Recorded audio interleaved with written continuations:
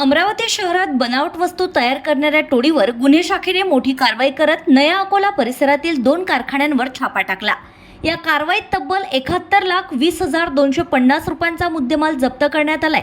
ही कारवाई Walgaon police station हद्दीत करण्यात आली असून बनावट साबण आणि निरमा पावडर तयार करून मोठ्या कंपन्यांच्या नावाचा गैरवापर केला जात असल्याचं उघड झालंय। पोलीस आयुक्तांनी दिलेल्या आदेशानुसार अवैध धंद्यांविरोधात मोहीम सुरू असताना गुन्हे शाखेचे पोलीस निरीक्षक संदीप चव्हाण यांना गुप्त माहिती मिळाली। त्यानुसार चांदूर बाजार रोडवरील नया अकोला येथे बनावट उत्पादन सुरू असल्याचं स्पष्ट झालं। यानंतर गुन्हे शाखेच्या पथकाने सापळा रचून एकाच वेळी 2 कारखान्यांवर धाड टाकली। या छाप्यात मोठ्या प्रमाणात बनावट साबण, पावडर आणि उत्पादनासाठी लागणारं साहित्य जप्त करण्यात आलंय।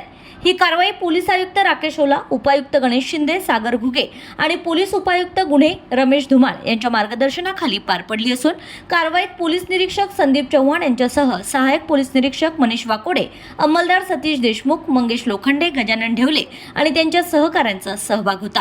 सध्या या प्रकरणाचा पुढील तपास पोलीस करीत असून या बनावट उद्योगामागील मुख्य सूत्रधार कोण याचा शोध सुरू आहे।